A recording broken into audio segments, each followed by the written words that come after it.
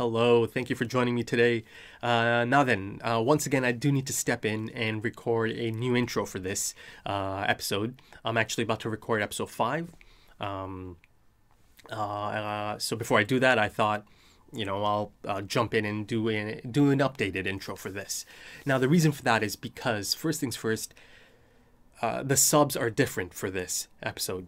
Now, the reason they're different is because of the lyrics. For some time now, I've been looking to check out the lyrics for the opening and the ending. So I thought, for one episode, I'll switch over to these subs.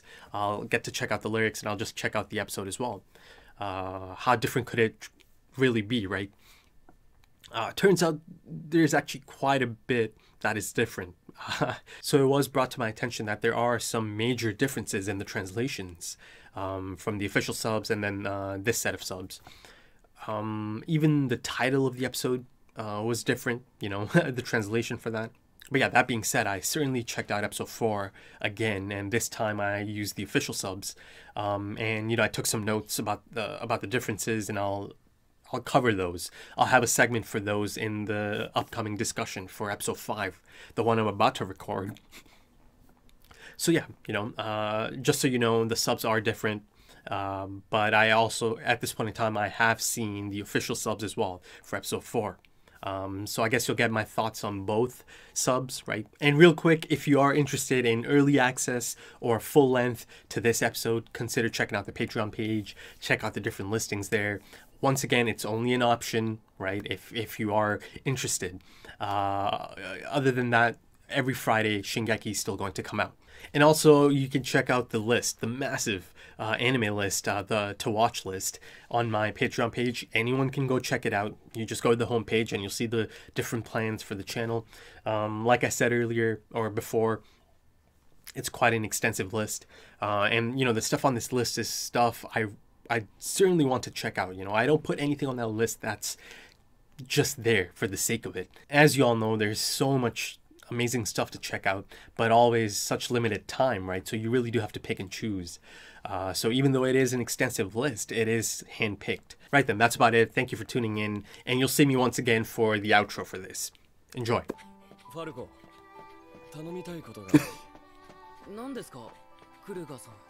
Oh my god, this dude is calling himself Kruger.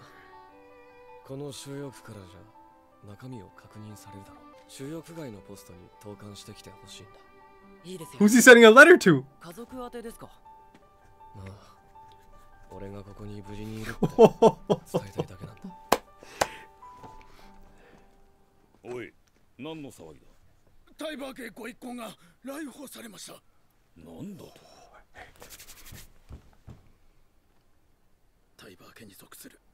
Personal guard. Look at the size of this dude. The current head. Theo. Oh, handsome dude.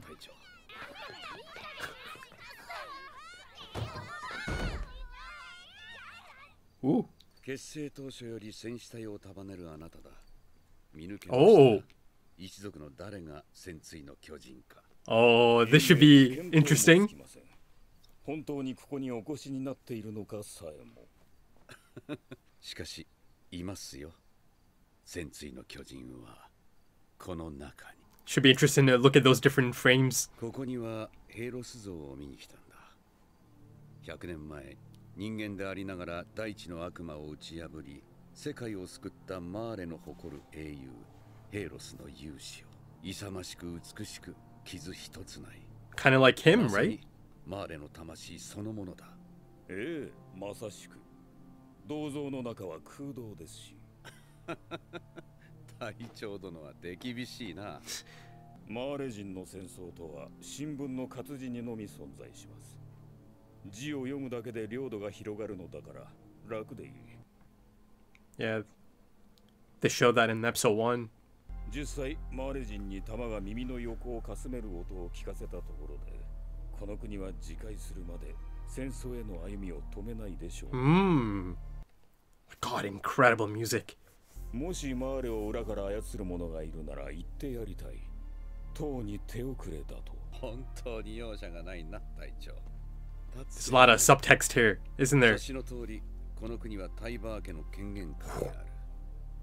マーレーの食材として自由と力を与えた。結果、エルディアもマーレも闇夜に投げ出された。その責任はタイバー家にある。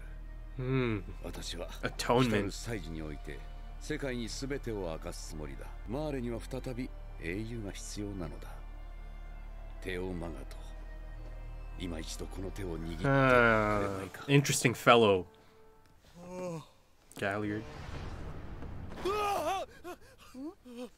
おはようバカ。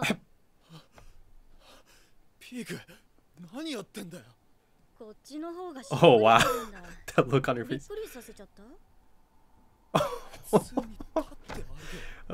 Compose yourself. Compose yourself. 私は私の知り得る情報をご参考までにと。分かった、もういい。エルディア人に喋らせた我々が間違っていたんだ。That's a real homie right there. パラディ島作戦は順調だな。上官方は大変聡明であられ。どんな作戦を告げられるか楽しみだ。例えば4人の子供 Yeah. Peak. Oh, Falco! You see the two expressions there? ファルコが今さらどんな成績を残す。Ah. ガビの優位は動きませんよ。Two different family members trying to. 何のためにそこまでするの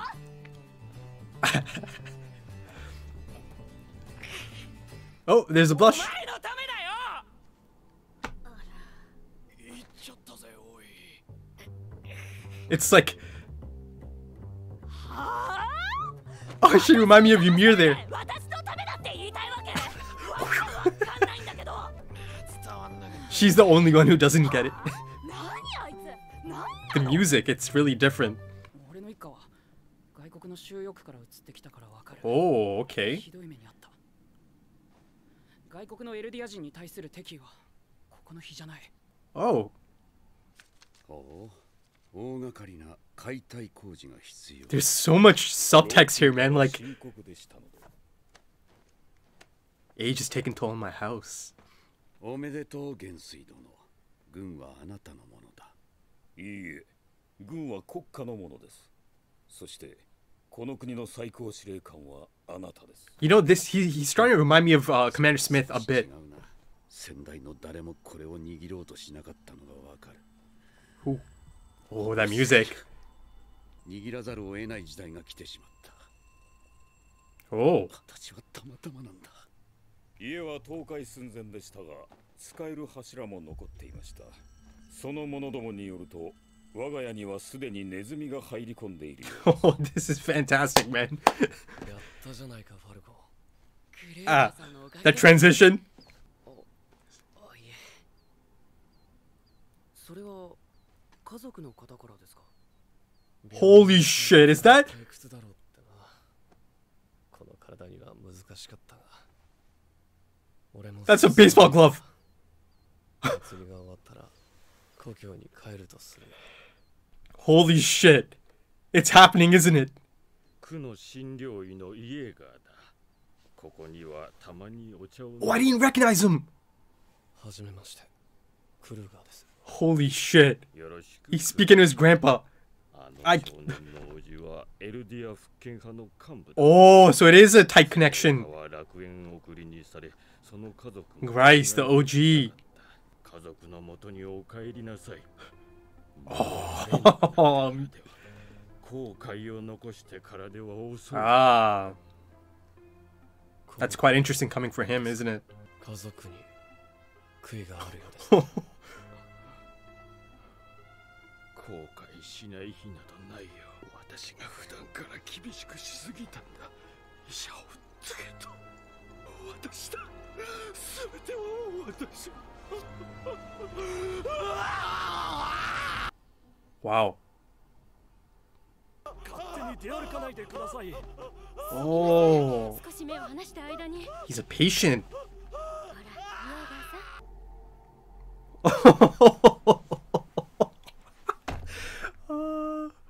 There's only one person who could have given him that. There's only one. This is insane. It's happening, isn't it? 汚れたちが皿を運んでいるぞ。ああ、通りで飯が匂うわけだ。申し訳ございません。騒がないで。お恥ずかしい。ワインを着物にこぼしてしまいまして手を洗いましたの。This is interesting. ありがとう。あなたがどんな目に遭うかわからないでしょう。着物? All kinds of people here, huh? She really looked out for Udo there. 中でも最も虐げられたマーレはその悪魔を使って他国を虐げ悲劇は繰り返された。 A vicious cycle. Oh, that's right. Yeah, they've never seen anything like this, right? この状況は何？祭りだよ。外の人たちが収容区にいっぱい入ってきていろんな出店を開いてんだよ。食え。これが祭りか。行くぞ。 Damn, all three of them look so good. Reiner, go on, man.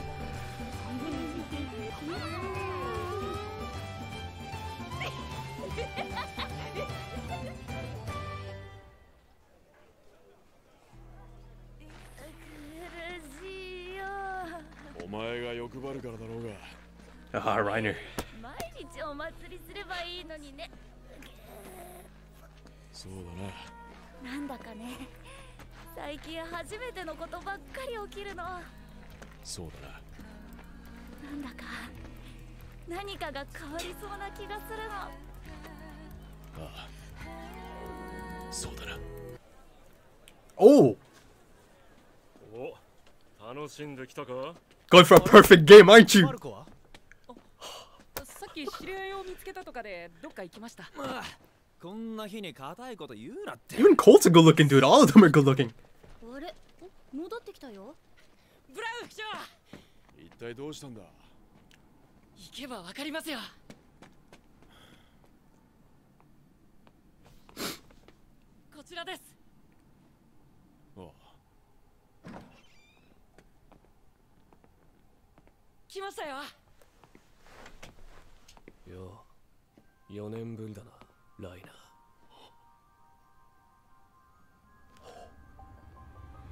It's the same music as...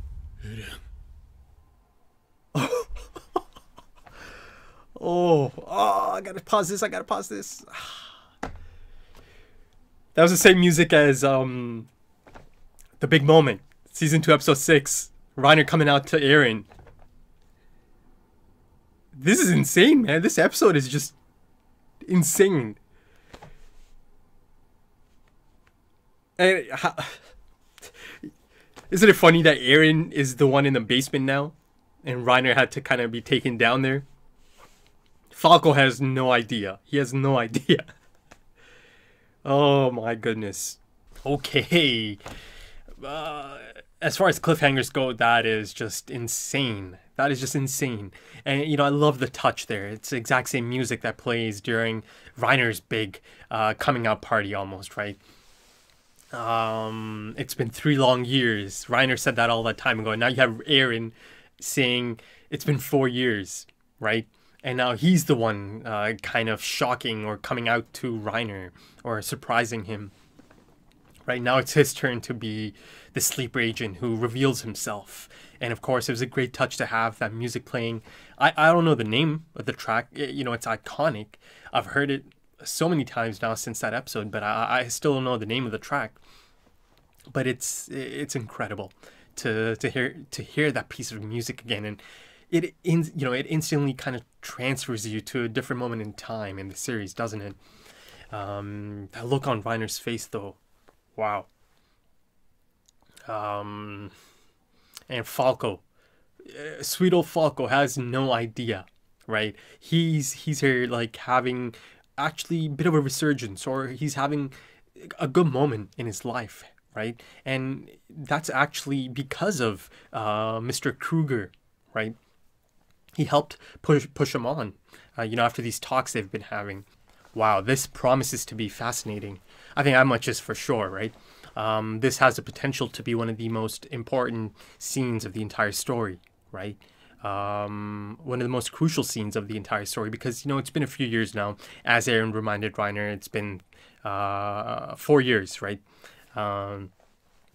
So yeah, you know, in that time they've both grown up. They're different people at this point in time, that's for sure. You know, after a few years of reflection, introspection, regrets, right, having a better understanding of each other's struggles, right, it really does promise to be wow. I'm just still kind of, you know, shocked at this, that this is actually going down so quick. In the last episode's discussion, I did, you know, bring up the possibility of them running into each other at some point, and that, you know, Eren is actually the one person he really can openly talk to about these things that have happened in their lives, right, in these past 4 or 5 years. And here it is, it's happening. And it's in a basement. Now, of course, you know, beyond some of the parallels, you know, going back to the cellar, going into a basement, and, you know, this time the big surprise is Eren himself. Eren Yeager's in there, right? Now, I believe he's taking him down there, though there is another parallel, right? If you go back to season 1, they tried to bring Annie downstairs, didn't they? But she didn't go. Now, I believe he's done the same thing here. He asked Reiner, or he asked Falco to bring Reiner down here. Now that they're in the basement, they're not going to transform, right? Now, I say that, but, you know, I know Reiner's not going to transform. You know, that's the whole reason he brought him down here. But, you know, Eren, I'm not too sure, man. Once again, he had that look on his face, distinct look. I mentioned in the last episode that he appears to have a clear understanding of everyone's struggles, or he's empathetic towards the people, the Eldians on this side as well, right? And that includes people like Annie, Reiner, Bertolt, right? The things he was saying to Falco, right? And again, it was a great chance for us, the audience, to get his stance after all this time and how he's handling all of this. He seemed quite calm. He seemed like he was in control of his thoughts. And yeah, you know, all of that being said, it really does make this this meeting of old friends, perhaps, right, of old comrades, quite a fascinating one. It has that feeling of a big moment, you know. I'm not sure if everyone's gonna get this parallel, but, you know, Egbert and Ragnar, they had an episode like this. It's just them, those two in a room talking. Now, of course, you have Falco here, and, you know, speaking of Falco, he's having a really good moment in his life, right? And he thinks he's just reuniting these friends or something. Yet he has no idea, and I'm sure he's going to find out in the next episode. He's kind of helped him break out of his shell, or he's kind of helped him kick on, right? Because he did open up to Eren, who he knows as Kruger, and I think that's just so fantastic that Eren's using Kruger as his, you know, sleeper agent, or his cover name. It's fitting that he goes back to the name or the person he was named after, right? In the same role as a sleeper agent in Marley. So I thought that was a great touch. But yeah, you know, Falco, he actually extracted quite a bit from his conversations with Mr. Kruger, and he's in a good moment. But again, you know, good things don't tend to last long. Also depicted in this, oh my goodness, as you saw, I got quite emotional. You know, that final scene at the festival. It might have been a faint smile, but it was a smile. And to see that smile on Reiner's face, it just, man, it broke me. It had me quite emotional. And even before that moment, right, before him smiling, you know, seeing these children, you know, they're not normal children. They've been robbed of a normal childhood, that's for sure. But, you know, at this moment in time, they get to be normal kids, right?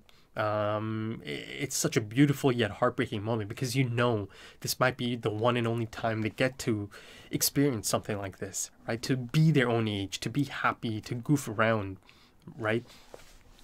And, you know, you see, they show that shot a few times, Reiner kind of having to, you know, shell out, pay up so they can have a good time. But, you know, you can see at the end, it didn't matter.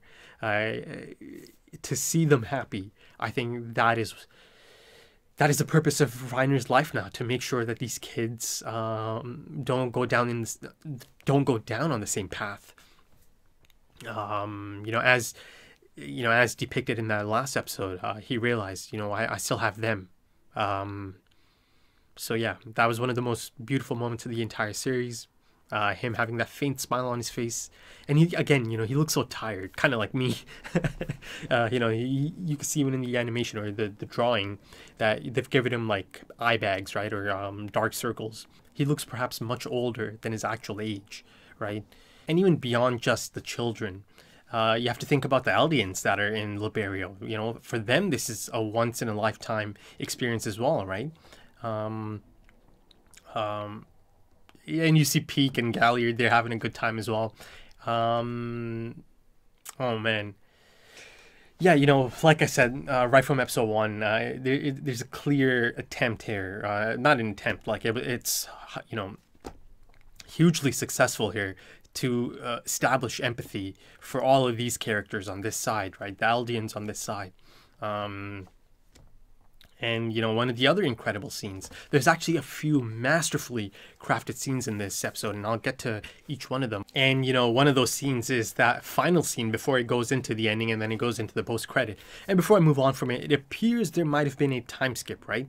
In that post-credit scene, because during the episode, they showed Udo, Sophia, and Gabby, and then, of course, Commander Magath, and Lord Tiber, right? They're at the construction of the stage, and it looked like it was still in progress, right? Being built. But then you know, post-credit scene, you see everyone's kind of getting ready to take their seats. So there's been a bit of a time skip here. But yeah, you know, that scene at dusk, and they're all kind of going home after enjoying the festival. Gabby seemed to have enjoyed herself quite a bit. And, you know, it really is such a beautiful scene. It's dusk, and, you know, that beautiful ending song kicks in, right? And Gabby's kind of like high on life, right, at that moment in time. And she noted that a lot of new things are happening in their lives, and it feels like something's about to change. So you get the feeling that even the characters in the story or in this world also feel that something big is on the horizon. I mean, you don't feel it, you see it. You know, they both noted. Of course, the reactions to it are a bit different. You know, Gabby's more hopeful and happy, and then Reiner, as it fades to black, me too, right? In agreement, but his was more of not sure, right? He feels it too, that, you know, something's on the horizon. There's a big change coming. He's not quite sure of if it's going to be a happy one. But yeah, that scene, it's a beautiful scene, isn't it? I love how they do that, right? That the ending song slowly kind of creeps in, right? It's just so seamless, and it's so effective. They kicked off season 1 in that manner, or the ending of season 1, right? As all those Marleans are taking in the news about Fort Slava, right? More on that later, of, you know, Marlene's taking this news in and just being happy. But then, of course, the camera pans to Jean Boy, and then, you know, the ending song is already playing in the background. It's a beautiful touch to use it in this manner. One of the long-running themes of Shingeki is that people are not what they appear to be, right? That's been clear since the first season. You know, there's so many fantastic examples of this, and now going right into episode 4 in this most recent episode, there's a pair of just fascinating characters on display here. But yeah, you know, these characters I'm speaking of, you know, since season 1 and throughout the story, these are some of the most nuanced and interesting characters of the show, right? Of the story.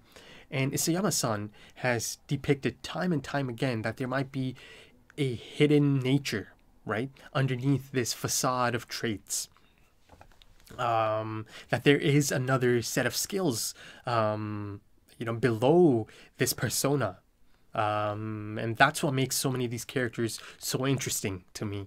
And once again, it appears that some of these side characters, right, are some of the most interesting ones, or some of the most nuanced ones out of this incredible lineup of characters that have been established since the first season. And as a lover of storytelling and interesting and nuanced characters, you know, I love to see revelations of deep character that contradicts characterization. But that being said, once a character's true nature is exposed or showcased, perhaps, the story then puts greater pressure on them to make more and more difficult choices, right? You know, which can then profoundly alter or change the humanity of that character. So a lot of big moments are at play here, right? And you know, not just main characters like Eren at this moment in time, and Reiner, and a few others. You know, the two that really stuck out this episode to me are you know, Lord Tiber and Magith. Those two characters, wow, fascinating. Just and you know, the scene, one of the best scenes of this season, perhaps of the series. It's such a masterfully crafted scene. It's so riveting. I'll get to it. Of their conversation on that balcony, right? So many different things at play. So much subtext, right? So I think I'll begin there. You know, this fascinating duo, intriguing duo. Once again, you know, Isayama-san establishes these fantastic side characters that are so interesting, right? And the thing I like so much about this is that they have a clear and distinct understanding of each other, right? I love those moments as they're having, you know, a back and forth, or this conversation is going on at a few different levels, right? Like I said, you know, there's some great use of subtext here. But I loved how the commander had a snappy remark or retort to pretty much everything Lord Tiber is presenting here, right? And you know, Lord Tiber, he found that amusing, right? He wasn't getting frustrated or anything. He knew, like, clearly he's heard of the man, he's heard of the commander, and he saw him in person now, and he essentially got to see him live up to the expectation, perhaps, or the things he's heard about him. That was the kind of reaction I was sensing from Lord Tiber. So Lord Tiber describes this Helos figure as valiant, beautiful, not a scratch on him, right? He felt that it's truly the Marlene spirit incarnate. Now, the commander's response to this, quite an interesting one, right? He was alluding to the Marley Nation's own hollow spirit, right? And even suggesting that this Helos figure, or the idea of this Helos figure, is a hollow one to begin with. And once again, you see Lord Tiber's reaction to this. He's quite amused, right? He's quite amused. And, you know, the other concept of not having a scratch on you, you know, the commander had his thoughts on that as well, right? They show us that, or they tell us that he's been trying to reinstate the draft, right? Because he feels like the Marleyan people, you know, to them, this is just a notion they read about, right? They read about Fort Slava, and then, you know, they get happy and they just notch it up as another territory, right, for Marley. That they're really detached from all of this. They don't really know how things are, right? Not a scratch on them. As long as the devils, right, I believe he said, as long as the tamed devils take the bullets, right, it's fine by them. Though he is realistic about this notion, you know, of drafting, that even if that's reinstated, it's not going to change the nature of the Marley nation, right?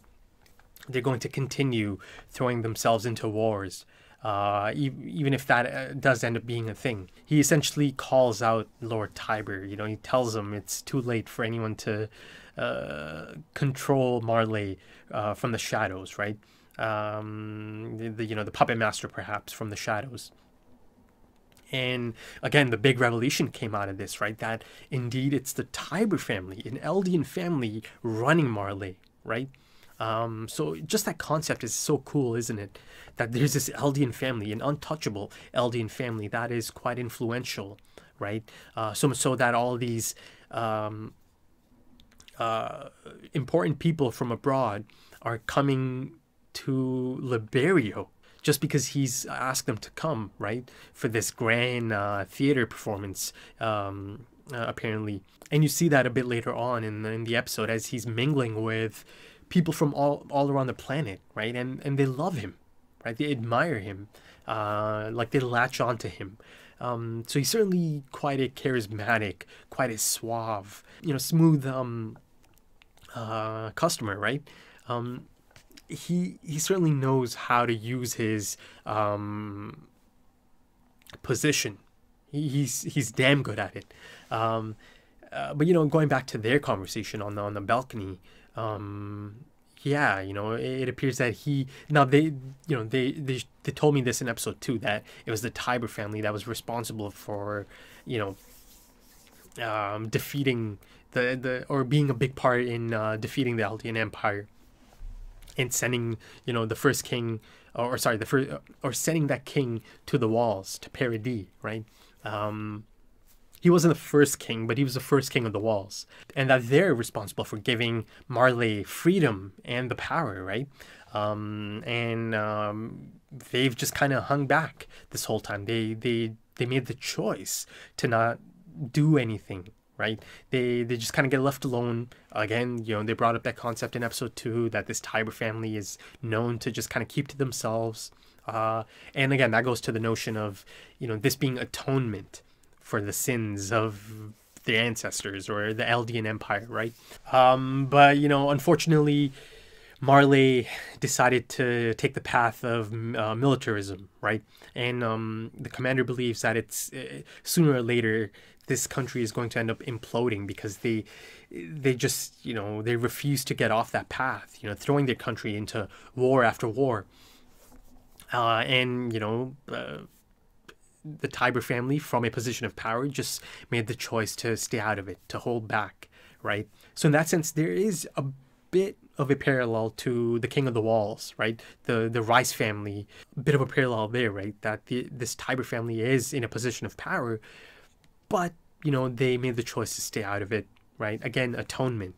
Even though all this time, they probably could have done something, right? They could have stepped in at some point. But, later on, there's this scene. There's, for the first time, they show Lord Tiber kind of rattled at the thought of, you see his hands are shaking. You see a perspective shot of him looking down at his hands, and you see they start shaking, and that expression on his face. Because I believe he understands the nature of this choice he's making. He stated that everyone that was in his position before him, he understands the reasoning behind their almost pacifist stance, or the reasoning behind just staying out of it, right?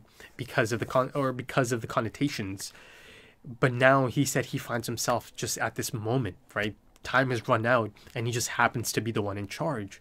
And for that moment, for that split moment, you see fear in his face, or concern in his face. Perhaps because he understands, what this might set into motion. So as it appeared in episode 2, there's certainly much more than meets the eye, right? And I'm seeing this now on display in this episode through these conversations. And, Lord Tiber, another interesting new character, introduced to the story this late on. Again, credit to Isayama-san for once again constructing these fascinating characters, right? And then, of course, he stated that at this big festival, right, a lot of delegates from a lot of important places are going to be there in Liberio. He's going to reveal everything. And if you say you're going to do that, that means you're about to present new information, right? Or bring new information to light. And he's going to have a big crowd for that, right?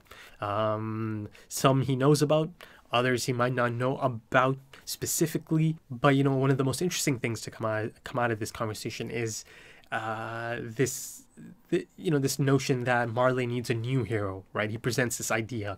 They start off by telling us about Helos, right?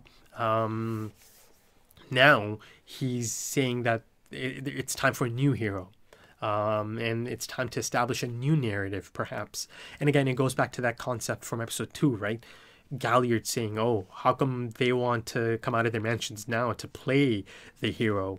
And then, Zeke said, someone needs to tell a story.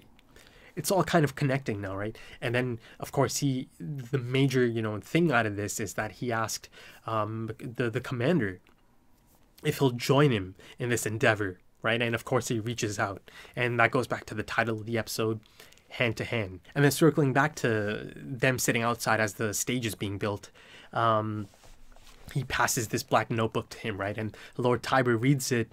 It appears that you're in need of a large-scale demolition, right? So the notion of, before you can usher in the new, you have to lay the old to rest. So it's clear to see at this point that he is fed up with the incompetence and the incompetence of the people in charge, right? The idiots in charge. Even the warrior unit can see that much. So of course the commander sees that. And then you go back to his reaction to the superior, right? I'm not sure what the position is, but he kind of disregards Reiner's info, right? Reiner's just trying to give him info on his experiences there, and he kind of at the end of it kind of gets frustrated and just disregards him, right? I believe he said something like, I shouldn't have listened to an Eldian. And then you see a shot of the commander, right, just against the wall, and you can see he didn't like that. And that's just one of many, right? He's on record in the last episode, having some concerns about sending these child soldiers, on a mission so important, reclaiming the founding titan. So this has been going on for some time now, right? So he's fed up at this point. And before I move on, that scene of the unit in the balcony, right, as they're overlooking the new candidates' training, I loved Galliard's sarcasm. I've got to say, I even like Galliard. He is likable, even though, yes, him and Reiner butt heads. They have their differences. There's no love lost there, especially because Galliard's brother Marcel is involved here in quite a capacity. I do like Galliard as well, and also I get a different side of Peak. I get to hear some of her thoughts on the matter. So that was definitely cool, because up until this point, I haven't really heard much of Peak's stance on these things. And I do get to hear her thoughts about this as she chimes in about them entrusting this entire operation to kids, right? So it was really interesting to see or get to hear some of her thoughts on this and her stance on this. It's clear. But yeah, they all see it. They, if they can see it, of course the commander sees all of this, and he's probably even embarrassed at times. You can see even in the general, the head honcho at that table, and there's no roof at the top, right? In that boardroom meeting, even there he seemed a bit frustrated, right? So yeah, it certainly feels like this is a thing that's been part of the plans for some time now, or he's been thinking about for some time now. And it should be noted that Lord Tiber has straight up given him command of the military, or he at least plans on it, after this big night, this big festival, this big performance, right? And of course, the commander, you could tell he's not here to take glory or anything. He immediately said the military belongs to the nation, right? And you're the supreme leader, I believe he said. But at the end of the day, you can see, it's a mutually beneficial moment here. And, once again, speaking of the subtext, there's a great moment here, or a great conversation, or the last bit of it. It's talking about how, his house has been kind of rotting from the inside, and that only one pillar is holding it up. And apparently this pillar has informed him that a rat is already broken into his home, right? So seemingly confirming that he also knows about potential spies or sleeper agents, right? He knows this. Now, again, the interesting question becomes, who's this pillar he's speaking of, right? Who qualifies as this pillar that he still has trust in? But what a fantastic duo together. And you know how it felt so bizarre in episode 2, and to me it felt so bizarre, so out of place, that this festival is taking place inside, right? Inside the camp in Liberio, and all of these important people are coming. And clearly, right, all this talk of demolition is needed, and Lord Tiber handing over complete control of the military to the commander, right? It appears that all of the head honchos are going to be there. Everyone is going to be there. So it's by design, right? It's all by design. And that is the reason it feels bizarre, because it is bizarre. You know, it's by design to hold it there, specifically there. And you know, I mentioned that he does remind me of Commander Smith a bit, because he does. You know, this whole plan that's being put together, it started reminding me of the coup, right, from season 3 part 1, and it also reminded me of Commander Smith and his planning from season 1, right, because he had reason to believe that there might be sleeper agents, right, that they have been infiltrated, and he was trying to smoke out the rats, perhaps, right? And he did that whole, you know, grand presentation in front of all these potential recruits, right, in the hope that, you know, the infiltrators, the sleeper agents are here. You know, this whole information about Aaron's basement, and the, you know, the answer might be there, you know, and it's crucial to our expansion, or our fight towards freedom to get to that basement, right? He put that out there on purpose. And of course, you know, it starts playing out in season 1, episode 17, the female Titan, right? And then it goes into the forest of the giant trees, and you get to see more of his planning, right? To smoke out the rats or the sleeper agents. So this is starting to feel like that. So yeah, you know, there are a few parallels to Commander Smith and his plans of action. In that sense, you can even kind of bring in that one scene of him leaning down behind Eren in season 1 and asking him, who do you think the real enemy is, right? So yeah, just like that coup, the commander and of course Lord Tiber now in, you know, partnership, hope to kind of clean out the place, right, and start a new beginning, or have a new beginning, a new narrative. You know, of course, the whole point, you know, the whole subtext of a demolition is needed. It's a risky one, right? And Lord Tiber himself might be taking the biggest risk being out there on stage. So yeah, before I move on from that aspect of it, you know, the one of the most intriguing things to come out of this is this pillar that he still has faith in, right? So much so that he trusts this person's intel.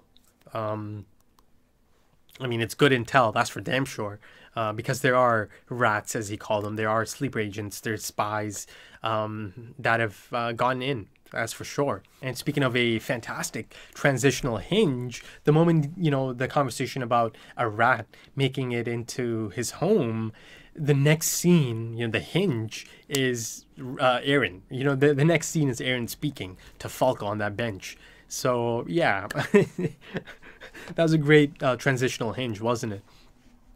Now, you know, before I move on, I'm not 100% sure if he's speaking of the Marleyan nation as a whole, or if he's speaking of the military. Now, I've spent a lot of time on these two characters and Lord Tiber, but there is one more thing that needs to be discussed here. Quite a substantial thing, and might be the thing Eren has positioned himself in Liberio for, right? I'll get to Eren in a bit, but you know, this is not a chance thing that he just ended up in Liberio. Like I brought up in the discussion for the last episode, is this coincidence that he just happens to be in Liberio at this moment in time? No, it's clearly not. But circling back to the Tiber family, the big aspect of this is the fact that they do hold this final elusive Titan, right? One of the 9, the Warhammer Titan. They have it. Now there's this fun prospect of trying to figure out who it could be, right? Now I don't think it's Lord Tiber himself, right?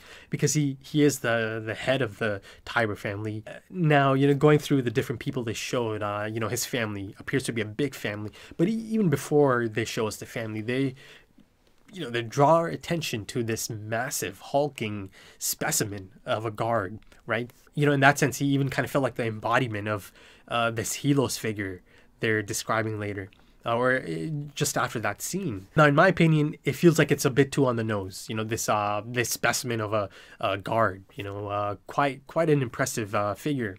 physical presence for sure. But I feel like it's a bit too, they're trying, it's so clear that they're trying to draw your attention to this figure, right? So like I said, there's got to be a few misdirects here, right? Things are not as they always seem. And that's just one of the, long-running themes of Shingeki anyways. So I don't think it's his guard, even though they are trying to, get us to really go in that direction, I think, or at least notice him and really start thinking about it. Now, 2 sets of individuals that I'm going to eliminate are the really young kids, and these are not the same type of young kids like the candidates, not at all, right? These are just actual normal kids, just noisy, annoying almost, right? Kids, as they are at that age. So I'm going to take them out of it, though it appeared that there was an older child that was reading a book to a younger sibling, perhaps. That one could have been in the same age group as Gabby, Udo, Falco, right? Sophia. So yeah, let's not take all the children out of it. And the other 2 I'm going to take out of this equation is, the 2 older characters that showed on the couches, right? Or on the sofas. And I believe they might be his parents, maybe? They look like religious figures almost. But yeah, I feel like they're much too old to have one of the 9. It might even be a bit of a negligent move to, put it on someone so old. So yeah, I'm taking out the extremely young, the children, and the extremely old. That leaves these 3 females, right? One that might be a daughter that's older than the young children, but around the same age as the candidates. There's that maid they showed, who's kind of helping with the children, and then they showed another lady who could be his wife. Now then, I feel like one of these 3 might be the Warhammer Titan. So yeah, let's see how this plays out. Beyond that, there's no hint, or there's nothing else I can really latch on to go even further. But I do feel like it's not going to be the young children. It's not going to be the old couple, perhaps his parents, and it's not going to be the guard, because that just felt too on the nose. So I think it might be one of the 3 other females they showed. Now, as I'm still on the topic of Lord Tiber, let's go to one of the most interesting scenes of this season so far, right? And it actually even gave me a bit of an answer to a question I had in the last episode. So Udo, in a state of panic, ends up running into this lady, right? He spills on her really nice kimono, right? Now, the thing to note here is that she immediately shushed him, right? She immediately asked him to calm down. Essentially, she's looking out for him, right?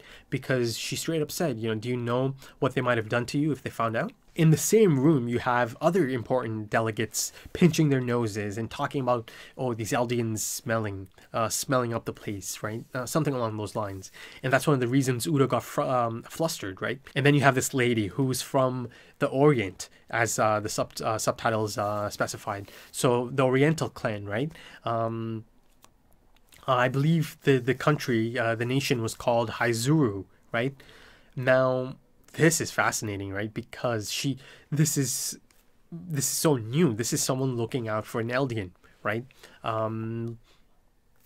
Now, her being Oriental is an interesting bit of information, right? Because the other person I know from the Oriental clan is Mikasa, and before Mikasa, her mom, right? So the fact that they had those, or the fact that Mikasa's mom was in there, right, at Paradis, that means at some point, some of these people from perhaps Haizuru, they did, join this first King of the Walls on the pilgrimage to Paradis. But perhaps just a handful, right, or a handful. Because after a time, they were kind of driven out, right? Much like the Ackerman clan, and that's how Mikasa's parents ended up meeting each other, right? In the mountains, right? So, yeah, so, for a time, it might have been the paradise they were promised, but, sooner or later, human nature reigned supreme. This takes me back to that scene of Kenny and his grandpa. and his grandpa's telling him about Ackerman and, the Oriental clan. I believe he was the one who's talking about it as well, right? Or he brought up other noble families that are not affected by this memory erase concept, right? That the royal family has at their disposal. So yeah, that in itself, the fact that, these Oriental people did join the first King of the Walls to parody, right? That's huge, right? Because, as I said, I got an answer perhaps to the question I asked in the last episode. Have things changed enough in these past few years that even parody could be teaming up, right? Again, I brought up the notion of, the enemy of my enemy is my friend. It appears that it might not even have to be like that. Because here you have this important figure, right, from this Haizuru nation, right, and someone Oriental who seems to be sympathetic towards Eldians, right? So yeah, fascinating new addition. They clearly made a big deal about this scene, drawing our attention to the scene and this lady from Haizuru, right, in this kimono. She's Oriental. Right then, I think it's time to talk about Eren Yeager and a couple other Yeagers, perhaps. Yeah. Yeah. I'll get to that bombshell moment and the unmissable, the undeniable game changer of a moment. And it's, oh my God, it's just so perfect, man. It's so exciting that they put that in there. I'm actually shocked even now that they put something so substantial in there. I'm speaking of the baseball glove and the baseball itself. Now, I'll get to that, but let's move on to these letters he's been sending out, or he's been asking Falco to send out on his behalf, right, outside of Liberio, to the mailbox outside of Liberio. Now, this is, he said it's to his family, right? Now, the moment he says family, you think the scouts, right? That's his family at Paradis. Now, they established in episode 1 that at least one other scout is here, Jean. But also, I am assuming since episode 1 that the rest are here as well in some capacity. Not in some capacity. I meant perhaps not in Liberio, but they might be scattered around, right? Maybe it doesn't even have to be within Marley, right? Maybe the letter might go overseas. Overseas, not to Paradis, but, there are other nations as established in this episode. He told Falco that he just wants to tell his family that he's here and he's okay, right? Now, on the base level, to Falco, nothing's out of the ordinary, right? Seems harmless enough, seems normal enough. But I feel like even this has some subtext to look into. Him telling them that he's here kind of means that they don't actually know his location, do they? Again, that lends itself towards the idea of him potentially doing his own thing, right? And also saying that I'm okay, meaning that they don't actually know how he's doing, right? Again, I am starting to lean towards him doing his own thing out here, and now he's getting in contact, right? And also, potentially laying out his plan of action, because by the end of the episode or in this post-credit scene, you see that he's positioned himself at this festival, right? Like I said, it's not a coincidence, right? So in that sense, it's clear that he also had intel about this. So all roads do seem to be leading towards this festival from a lot of different angles, right? There's a lot of different motivations here, right, at play. And, another thing that leads me to believe that this is all by design, that he's here at this moment in time, is because he said, I'm going to return home after this. So this is kind of like the conclusion almost of his mission he's on, right? And again, it's still unclear if the other scouts are in on this mission, up until this point at least. I am leaning towards him kind of doing his own thing, and now he's kind of reaching out to them and letting them know, perhaps, I'm here, I'm okay, and this is how it's going to go down, perhaps. Now then, let's move on to the bombshell, the baseball glove, and the baseball itself. It's as clear as it gets at this point in time. He's in contact with Zeke. He simply has to be. There's no other character that's been set up in this manner. Baseball and Zeke are synonymous at this point in time. You go back to season 3, episode 16, the perfect game. You know, they really drew attention to these baseball terms he's using, right? I'm going for a perfect game. So he still might be going for a perfect game. This is just insane that this information is now out there in the series. At this point in the story, they've established this now. And in that sense, Eren being in that hospital is perfect, isn't it?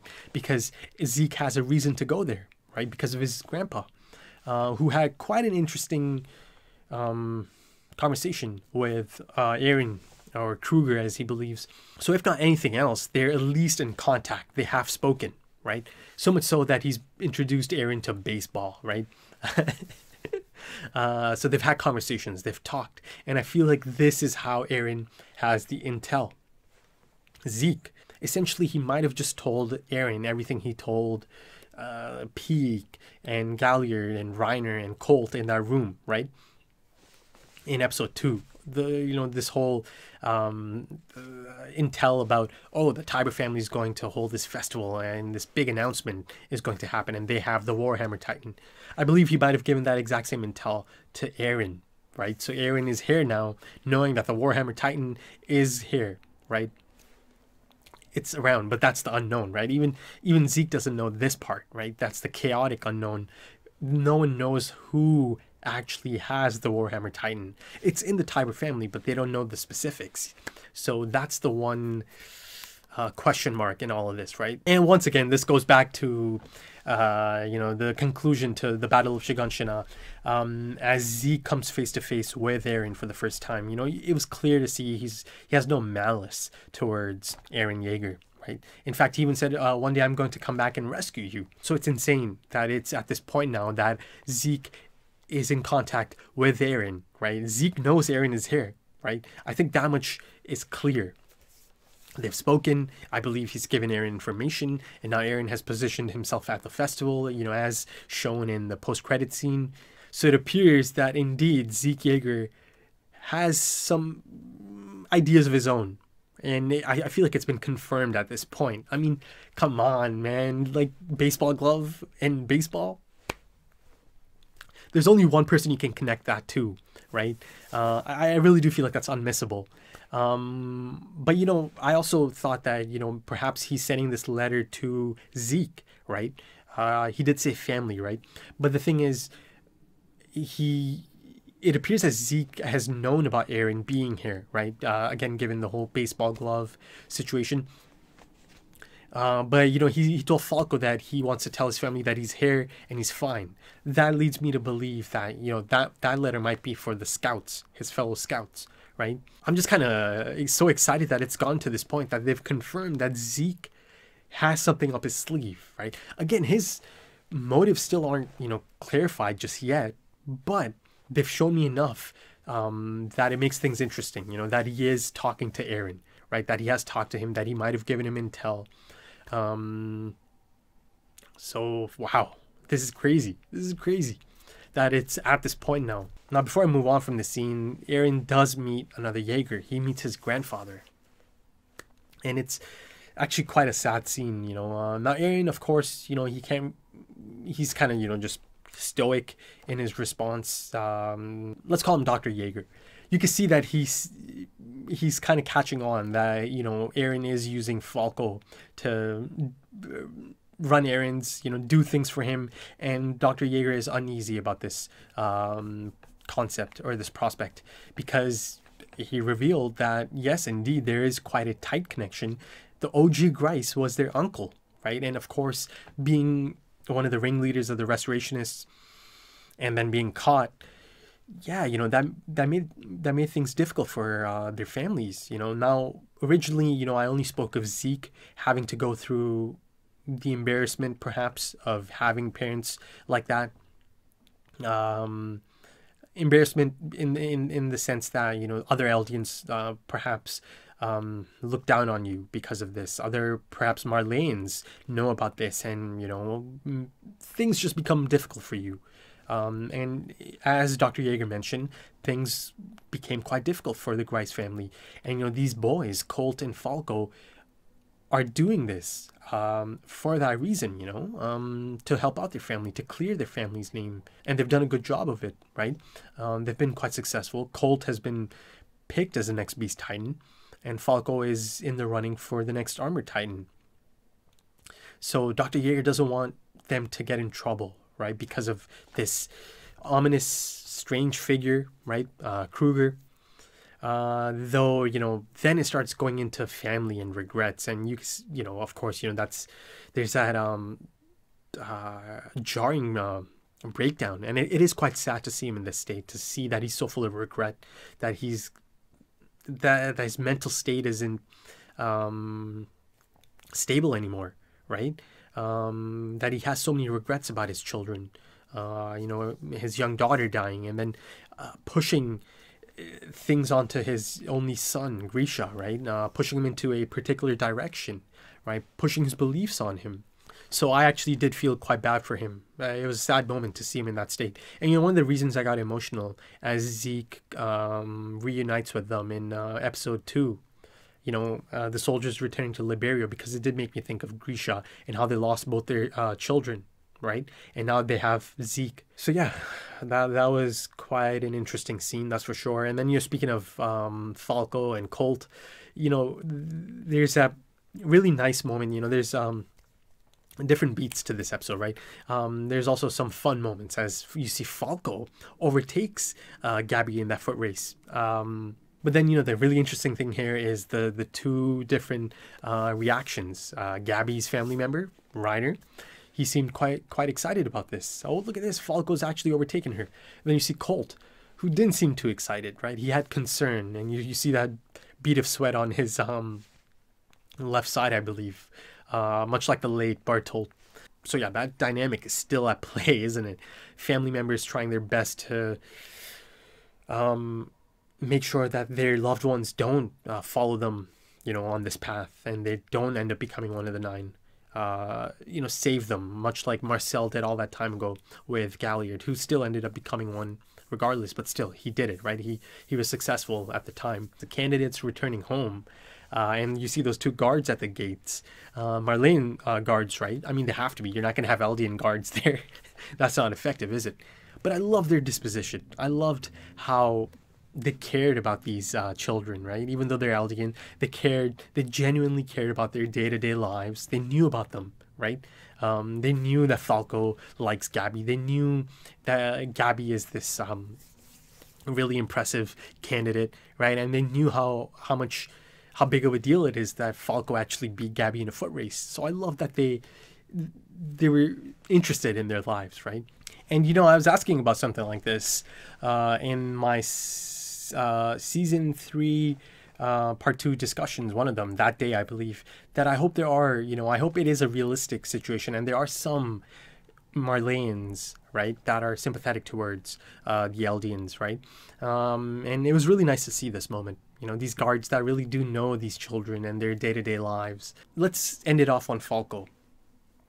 You know, like I said, he's having bit of a breakout moment in his life, bit of a change in his life, right? And again, Aaron played a part in that, right? In fact, you know, that whole concept of I keep moving forward clearly, you know, kind of inspired young Falco as well.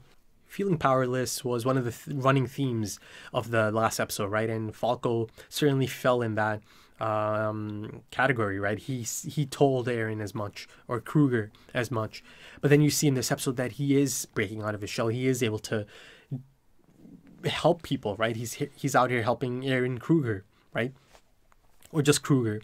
You know, send these letters to his family, and, you know, that has to give you a sense of happiness, you know, that you're able to help out this man, send letters, and, you know, communicate with his family. He's out here, you know, feeling that he's finally able to perhaps get something going on that crusade of helping Gabby or saving Gabby from this fate. So yeah, you know, Falco's grown quite a bit in this since meeting Kruger. And at the end, you see just how happy he is, right, to reunite who he might think are two old friends, right?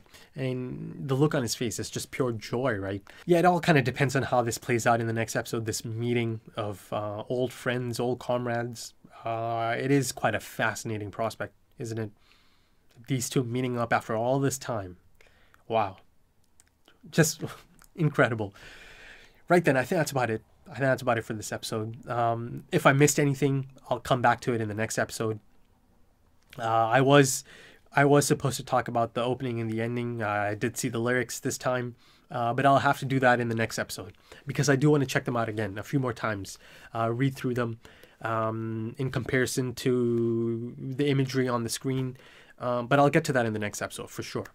But I am going to switch back to the official subs now that I've seen the lyrics.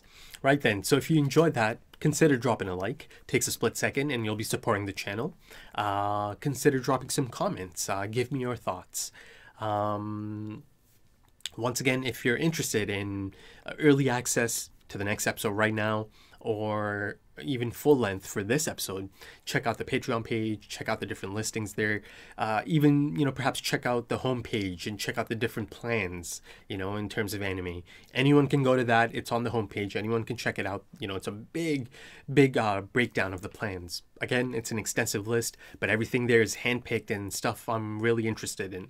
Some more so than others, but everything on that list is something I do hope to check out at some point. And of course, I hope to get stuff out even faster at some point in this year. I think the ideal release schedule for me is a new release for any, show or anime or gaming content or other stuff every 5 days, right? I think every 5 days is a good target to set, and I hope to get to that at some point in this year. New release every 5 days for everything I'm doing on my channel. Also consider checking out the pinned comment. It has links to social media, Twitter. I'm quite active on Twitter. And also it does have the link to the Patreon page. Right then, that's about it. Thank you for joining me. Thank you for your time. I'm going to go check out episode 5 now. So until next time, take it easy.